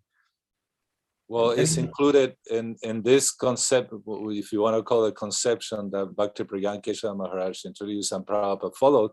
Because if you see Radha Vinod Bihariji, they look, Krishna has a complexion of Radha. So that's like Madhava, his meditation is on Radha. So Prabhupada installed the deities in San Diego, the deities in Los Angeles, and the deities in Vancouver. And if you notice, they're all, Krishna is very light skin, it's like white, it's Radharani's color. I don't think Prabhupada installed them in Vancouver. I'm not sure, but I don't think he actually did the installation. That'd be new news to me. No, he didn't. Okay, but he did order. I mean, anyhow, they followed. Those are all from Jaipur under the orders of Prabhupada. Perhaps he couldn't come. Right. So there's Prabhupada's sannyas initiation, and over to the right is Prabhupada in the center at the Keshav Jimat with his godbrother Bhakti Saranga Maharaj on the right with the Tukan, and Bhagavan Maharaj told me that's Narayan Maharaj standing. Yeah, that's Narayan Maharaj standing. Speaking, and this is supposed to be from the 60s. Somewhere in the 60s. Or Prabhupada took sannyas in 59. So if Prabhupada is not sannyas yet, then that photo is a little earlier than that. Well, how do we know he didn't take sannyas yet? No, I don't know. I'm trying to see. We can. It's black and white, so everybody has Yeah. similar color. Done it with. But yeah, your question about Guru, it was asked to Sri Narayana Maharaj. It was asked by God brothers why we don't have Nityananda Prabhu, and he's included in Lord Chaitanya Mahaprabhu. Okay, thank you. So here's a little recap. This is where we started today. The audience was not satisfied because the wrestlers did not appear to be equally matched. They considered Krishna and Balaram to be mere boys before the wrestlers, Chanura and Mushtika, who were huge men, as solid as stone. And this is the original art. I don't know who did it. You can see Kamsa in the background there on the throne. Are you going to read that purport or that lecture? Or too lengthy? Yes. Okay, you got me. Yeah, no, I know. So much nectar here. I hope nobody left yet. So it said that after Krishna killed Kamsa, he went to the jail and unchained Devaki and Vasudeva. Vasudeva and Devaki offered prayers addressing Krishna as Bhagavan. After this, they asked him, what sinful activities could we have done that you have left us for 10.5 years and that we were put into chains in Kamsa's jail? Krishna replied, oh, Ta, Father. Krishna called him Ta. And at that same time, he called Yogamaya to cover Vasudeva so that he would think Krishna to be his own son. Without doing this, he could not continue his Leela. Thus, covered by Yogamaya, Vasudeva thought, oh, my son. And he forgot about the previous question. When Yogamaya covers the devotees for Leela, she is known as Samukha Mohini. When she covers the conditioned souls, however, she is called Bahirmukha Mohini or Mahamaya. Vasudeva, Krishna had appeared in the heart of Vasudeva, and Vasudeva had impregnated Devaki by mantra. This is called Sambandha Gyan. The Guru gives his disciple a relationship with Krishna by mantra. Ugrasen now called Krishna to make him the king of Mathura, but Krishna said that he could not be king because the Yadus had been cursed never to become kings. Krishna told Ugrasen that he was in the Bhoja dynasty and therefore he should be the king. Would anyone else like to read a little bit? Where are you reading from? Oh, you can't see this? No, now we see the picture slide. again. Oh, okay. Duh. Let me go back. What book are you reading from, please? This is that's the difficulty, because when I would ask Nirhari Prabhu, where did you get that from, Prabhu? And he'd often quote Srila Narayana Maharaj, and Srila Narayana Maharaj, he often quotes from Hari Vamsa, from Ananda Vrindavan Champu, from Gopal. Okay, what book are you reading? Please answer my question. Yeah, this is a lecture actually given by him in the year 2000, Mathura. Yeah, Keshavaji Gaudiya. Yeah, at the Keshavji Gaudiya, correct. Would you like to continue, Daneshwar Prabhu? Can you see the screen now, or am I not? No, we see the picture. Okay. Let me get things readjusted here. I got to jump around a bit. All right, so share the screen. All right, here we go. Go ahead. All these incidences. All these incidences transpired. As these incidences transpired, Nanda Baba was waiting at the bank of the Yamuna. He was thinking that Devaki and Vasudeva must be showing Krishna and Balaram so much affection that they would not want to go back to Vrindavan with him. They came in the evening and each sat on his knee. Krishna sat on his right side and Baladev sat on his left. He asked them, why did you wait 3 days to come? Do you think you are the sons of Devaki and Vasudeva? They replied, no, Father. As soon as we were born, Devaki and Vasudeva let us leave their house, whereas you have fed us from a young age. Whoever shows love and affection is the parent. Nanda Baba was so kind that he was thinking, how can I take them from Devaki and Vasudeva? Maybe Baladev can stay to pacify Devaki. When he suggested that, however, Baladev said that he could not stay without Krishna. Why don't you just finish it? Just by touching this place where Kamsa was killed, Rangeshwara, one will become purified. One who spends one night there with faith will never again take birth in the womb of a mother. Wow. Even those who come here for business will get very much benefit. This is because they are somehow attracted to this place and they come in contact with sadhus. Srila Maharaj indicated that he would be continuing these discussions between Krishna Balaram and Nanda Baba for the next several days. That was really nectar. Yeah, Can it- where's the source, please? Uh, Okay, it's on Pure Bhakti. That's where you're reading from, right? yeah, probably. Bhakti. Yeah. Okay. I can send you the link if you want. Oh, yeah, please put it in the chat box. Yeah, okay. So we just looked at Chanura and Mushtika here with Krishna and Balaram. And would anyone else like to read a little bit? I Sure. can read. Yes. She can, yeah. Can you share your screen? Okay, I'm yeah. not- Last, which one we have to read next? Krishna kills King Kamsa. Oh, we're not there. I'm not used to switching from screen to screen here. So this is a new experience for me. Okay, how do I do this? I go up here. How do I bring up my keynote presentation? I'm glad you're here, Shikarani. Can you explain that to me? So click on the presentation tab. Presentation tab. So where is the presentation open? Is it open in your browser or is it in the Keynote app? Here, I got it. I think I have it now. Is that it? Can you see that? Yes. Okay. Okay. So I have to read. Krishna kills King Kamsa while his brother Balram kills a fighter. They seized each other. This is not the text. This is the pictures. Okay. Yeah, this is from 1630. It's a Mewar painting. Yeah.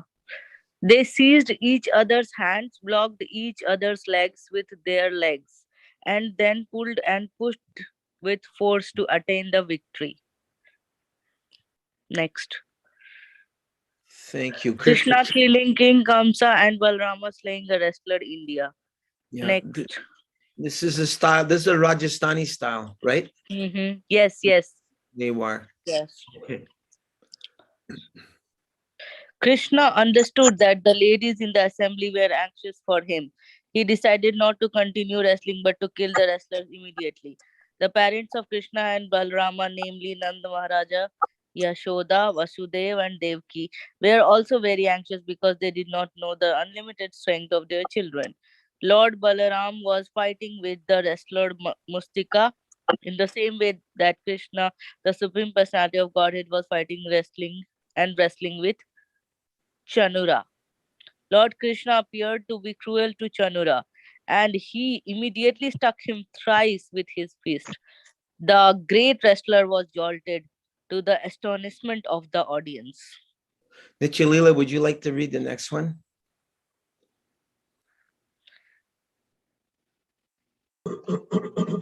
My internet is unstable. Okay, who would like to read a little I bit? can't. I can read this if nobody else would like to. Sure. Is it the top or the bottom? Start with the top. This is the art to introduce the art piece. This is the original art. Krishna and Balaram fight the evil King Kamsa's wrestlers.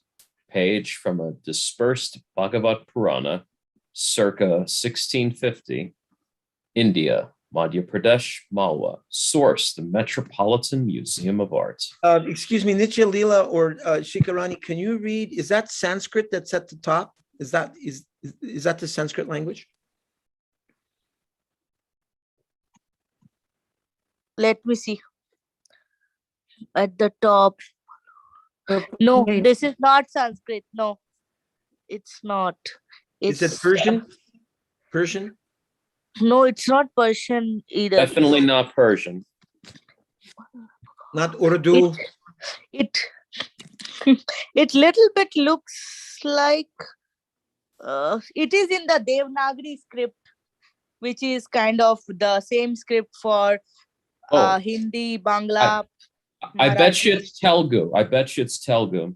Oh, Because it says Madhya Pradesh. That's what they speak in. is it? Oh, no. No, Sorry. I'm sorry. I was thinking of Andhra Pradesh. I apologize. Madhya Pradesh is different. So for me, it looks like it. I don't know. It can be Bangla. Okay. No, I Nichalila, don't- can you continue, not sure. please? Kanura then took his last chance. Can you see that?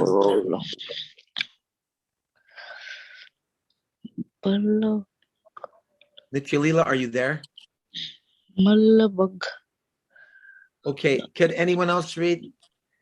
Nandapatni, Nirhari. Chanura then took his last chance and attacked Krishna, just as one hawk swoops upon another.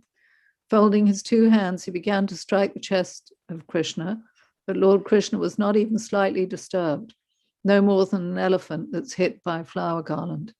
Krishna quickly caught the two hands of Chanura and began to wheel him around.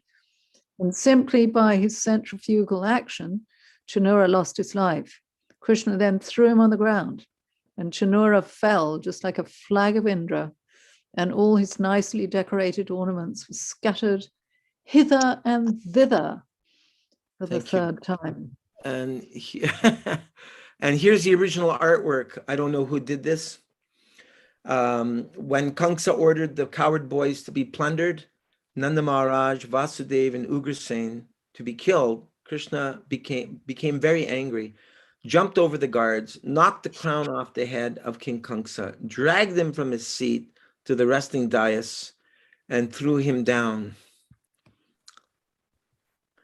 And here's a more recent painting, the same. Daneshwar, would you like to read that, Prabhu? Next to the painting, Yeah, when Krishna spoke in this way, Kamsa. when Kamsa spoke in this way, Lord Krishna became very angry with him. And within a second, he jumped over the high guards of King Kamsa. Kamsa was prepared for Krishna's attack, for he knew that from the beginning that he was to be the cause of his death. He immediately unsheathed his sword and prepared to answer the challenge of Krishna with sword and shield. As Kamsa wielded his sword up and down, hither and thither, Lord Krishna, the supreme powerful Lord, caught hold of him with great force. The Supreme Personality of Godhead, who is the shelter of the complete creation, and from whose lotus navel the whole creation is manifested, immediately knocked the crown from the head of Kamsa and grabbed his long hair in his hand. He then dragged Kamsa from his seat. He grabbed him by the hair and knocked the crown off his head. The Lord with the lotus navel. Okay, we just read that. Whereupon the independent support of the entire universe threw himself on top of him to kill him. Vishwanath Chakravarti Thakur in his Sarartha Darshini says that Krishna landed on Kamsa so that he wouldn't hurt himself. That's quite an interesting piece, wouldn't you say, Nandapatni? Yeah, it's the Rajasthani style. Yeah, I couldn't get any Yeah. information on the art, unfortunately. Well, it's more like Mughal style. Look at the turbans they have. Yes. It's the, yeah. And there's Kamsa's crown on the ground. Mm. They're always kind of two-dimensional. Krishna at once straddled his chest and began to strike him over and over again. Simply from the strokes of his fist, Kamsa lost his vital force. Well, Krishna's really socking it to him.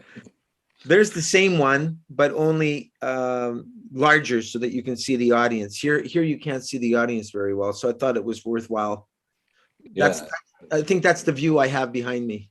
This looks like Parikit's artwork. Yeah, it's fabulous. So this is from the Sarartha Darshini. Sword in hand, Kamsa moved quickly from side to side like a hawk in the sky, but Lord Krishna, whose fearsome strength is irresistible, powerfully seized the demon just as the son of Tarksha might capture a snake. Grabbing Kamsa by the hair, knocking off his crown, the lotus-naveled Lord threw him off the elevated dais onto the wrestling mat. Then the independent Lord, the support of the entire universe, threw himself upon the king. Vishwanath Chakravarti Thakur says, Krishna threw himself upon the fallen body of Kamsa so that his own body would not be injured by hitting the ground. Not that Krishna's body could be injured, but this is what Vishwanath Chakravarti Thakur says. Krishna, wanting to kill Kamsa at that moment, thought of himself, Atma Tantra, as the shelter of the universe, Vishvashraya, which was burdened by Kamsa. Vishvashraya. Yeah. And here's the original art piece done by for the original Krishna book. Simply from the strokes of his fist, Kamsa lost his vital forces. Kamsa looks very astonished, doesn't he? So you say that's from Prabhupada's original Krishna book? Yeah. Yeah. Really? Yeah. I don't remember that one at all. From the big silver edition. Yeah. Right? The old one. Yeah. Uh-huh. And this is where I believe it's taken from. This is like older art from India, but I believe that this is taken from this. Yeah, many times Shamarani explains that the Prabhupada will bring, or they will have a picture to copy. Brijabasi art, yeah. Yeah. In this case, that looked like very like 30s or something. That's what I think too. Exactly. Art Deco time. Shuddha Sindhu, would you like to read the last part? The fighting increased step by step.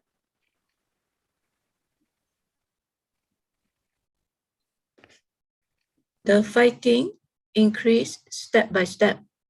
All the arts of wrestling were perfectly exhibited by the parties, as each tried his best to defeat his opponent. When Lord Krishna, the super soul of every living being, understood that the ladies in the assembly were anxious for him, he decided not to continue wrestling but to kill the wrestlers immediately.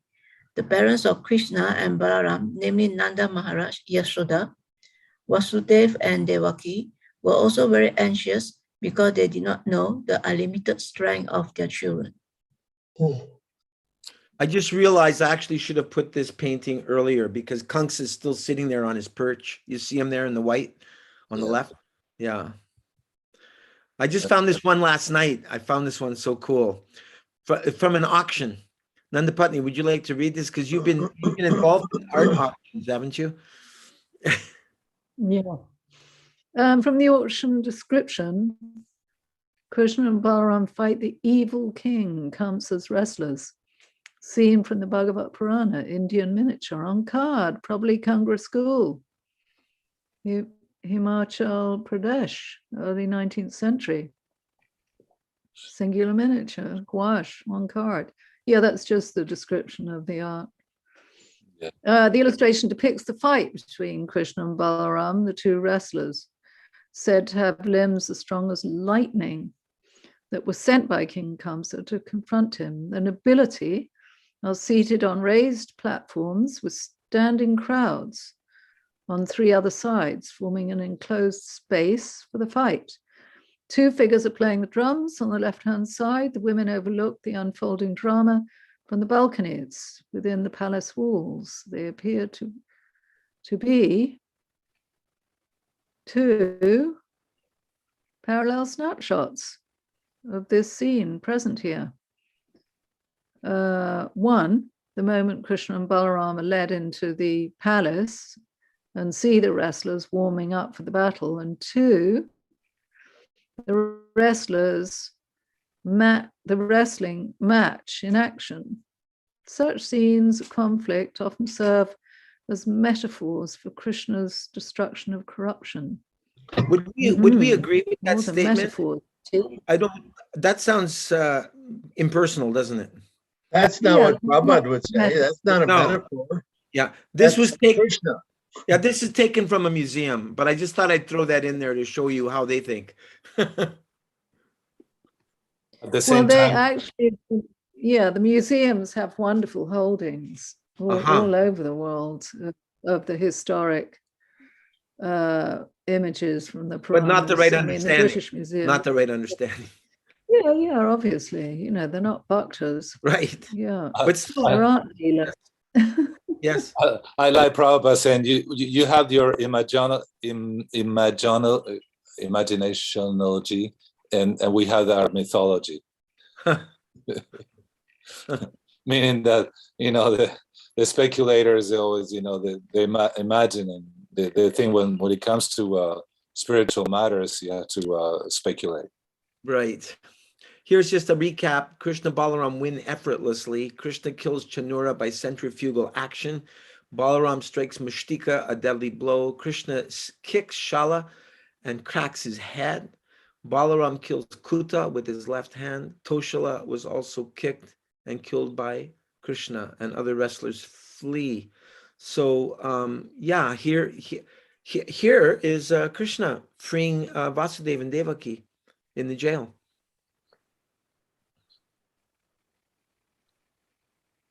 After killing Uncle Kamsa.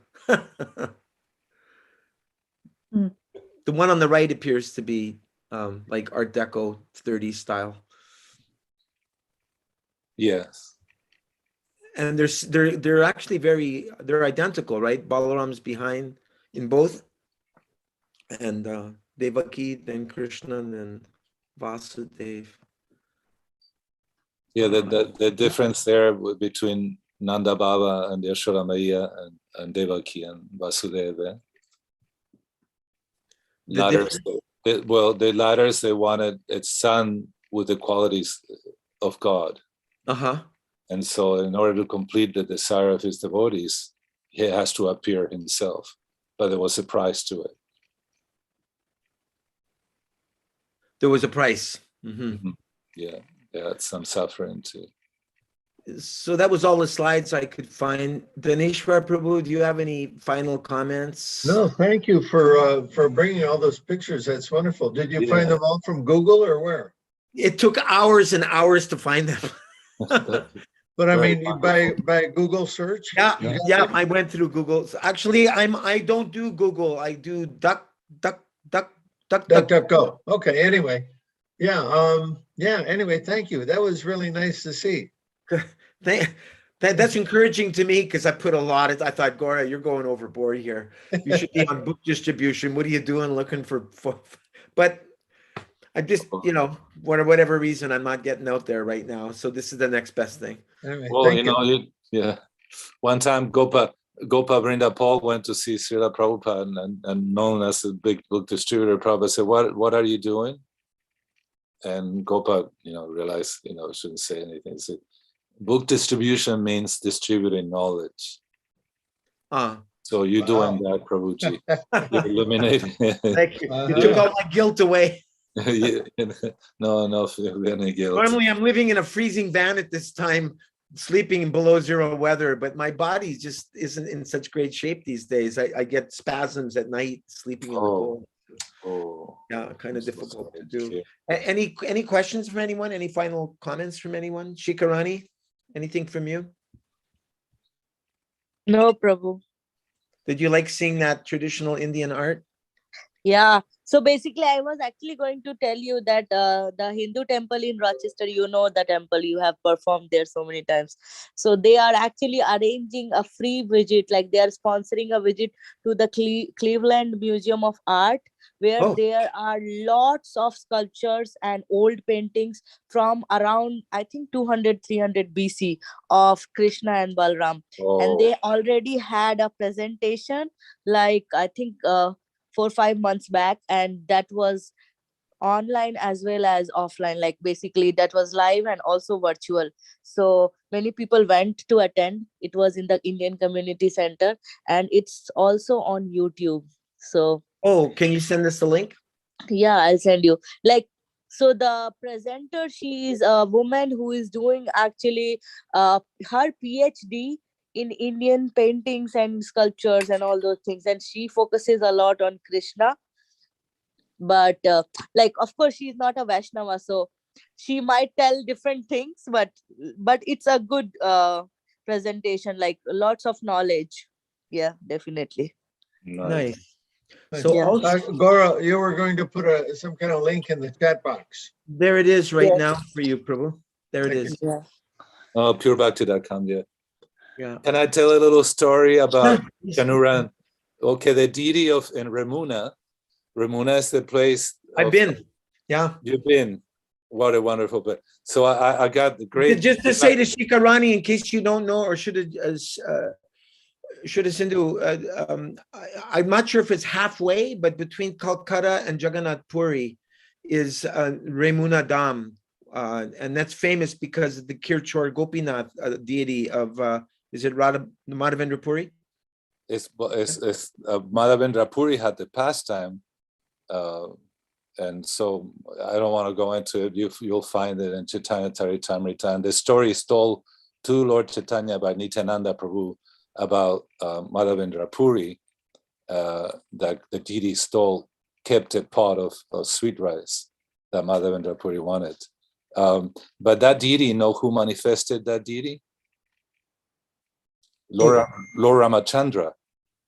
Oh. He carved Kirchor Gopinath with an arrow only after Sita had put her hand on his back.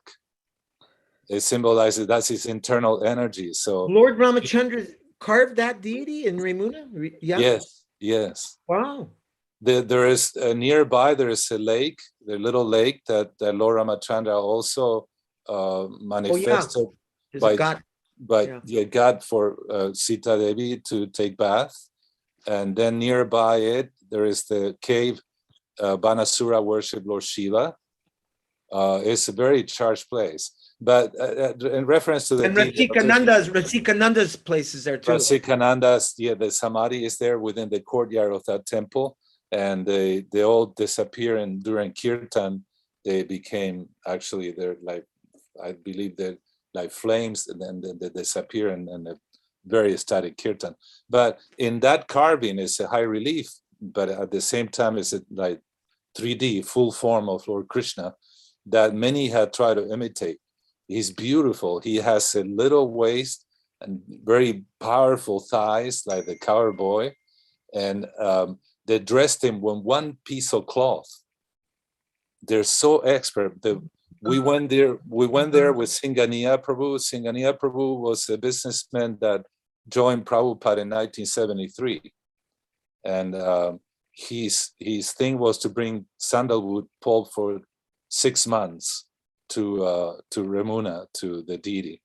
And so he told us, we learned the story of who carved that deity. So in that deity, you'll see at the feet of the deity, Mustika, Chanura, the cowboys, in a little depiction of the scene of Braj.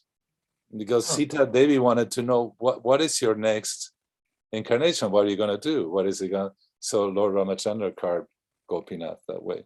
But I was curious if Kamsa could have been there, anybody else, but he depicts Chanura and Mustika.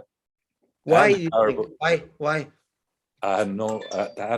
We're going to have to ask Lord Ramachandra. I thought that was going to be your answer. I wanted to ask Sikarani a question. Are the images at DuckDuckGo, are they the same as Google, or are you going to find more on Google? I don't know which web this DuckDuckGo. What is that? DuckDuckGo is what's Search not engine. followed, right? I see a difference between the two. Generally, if I'm searching for images, I go to Google because I just like the way they're displayed better. Okay. Yeah. So there is option in Google search. When you select images, you go to advanced filter and you can select high resolution images. In that way, you will always get high resolution images. Go to where? Google what? In Google, you select images, and then when you select images, there will be option advanced filters. So in advanced filters, you can select high resolution, you can select icon size, like you can select type of image, resolution of image, size of image. You can filter so that it will always show you those type of images. Thank you. Shikarani, could you please help me to go back to Google, because I'm on DuckDuckGo as a browser now and I don't know how to go back to Google. Yeah, I think you clicked somewhere. I will send you a link where it will show step by step what you have to do. Please do that as soon as possible, okay? Yes, I'll do that. Because I'm searching for images all the time. Jai Ho. Any closing words from anyone before we? we end the evening? Oh. Am I making an offense because I've got Krishna behind me here? But I got my back to him while he's killing Kamsa. What do you think? No, no, no. I think devotees put Krishna's picture all the time in their background. Okay, I did. You know that there is a picture when Prabhupada came in '75 to San Diego.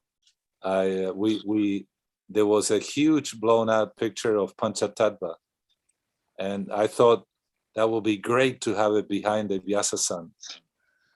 And Prabhupada liked it, actually. Oh, okay. He sat in front. Like Panchatattva was huge. I mean, and you see that it's one of the favorite pictures. Prabhupada is in Kirtika Didi Mataji. She upholstered the chair. She was married to Gunagrahi Maharaj. Oh, is she still alive? I believe so. And she headed actually she was the one that I think did exhibits in Washington, D.C. and New York. They were working with art galleries to present this transcendental. They had a name. They coined a name for the like art, fate? transcendental Fate? art. Like fate? No fate. But she promoted all the artists, ISKCON artists. Nice. Very distinguished lady, refined in taste, and she went into the art to promote, the art. But yeah, that picture is used quite often, and it's Prabhupada in Balboa Park. Okay. Sitting on stage, we put the Vyasa, and right behind is big, huge Panchatattva. So he liked that. So next session is Krishna recovering his teacher. I don't remember the pastime, but Sandipani Muni he's somewhere out in the ocean, right? Oh, Krishna recovers the sons of his teacher. The sons of his teacher, excuse me. From Varuna. Right. So that'll be the next adventure. And yesterday I heard a disciple of Puri Maharaj describing Krishna's beauty. And the example was given that, remember when Arjuna was challenged by the Brahmin because his children were dying in Dwarka, one after another. And so Krishna, when Arjuna comes all distraught, he said, I promise I'll enter the fire if I don't protect the Brahmin's children. And Krishna's laughing. He said, yeah, come with me. So they took in the chariot and they went to Boma Purusha, which is actually Mahavishnu. And it was Mahavishnu he said, Krishna asked him, what are you doing this? What did you do this? Because I wanted to see your beauty. I wanted to see your form. Huh. And he said the form is so beautiful. Each part of the body of Krishna is so beautiful that the eyes get stuck. Even Radharani laments, when Saki says, oh, I've been able to have darshan from the feet to the mukut, Lord Krishna's mukut, his crown. And Radharani laments, cries, says, I haven't been able to have complete darshan like that. Because every time I fix my eyes on Krishna's hands, my eyes get stuck there. And if I ever get to his face, I faint. So I haven't been able to. Wow. Isn't it beautiful? And it's like, wow. So look forward to having everyone's association. I want to share one thing before everybody goes. Please. Okay, 1 second. I got to get it. I got to find it. Just now coming. Be patient. Here we go.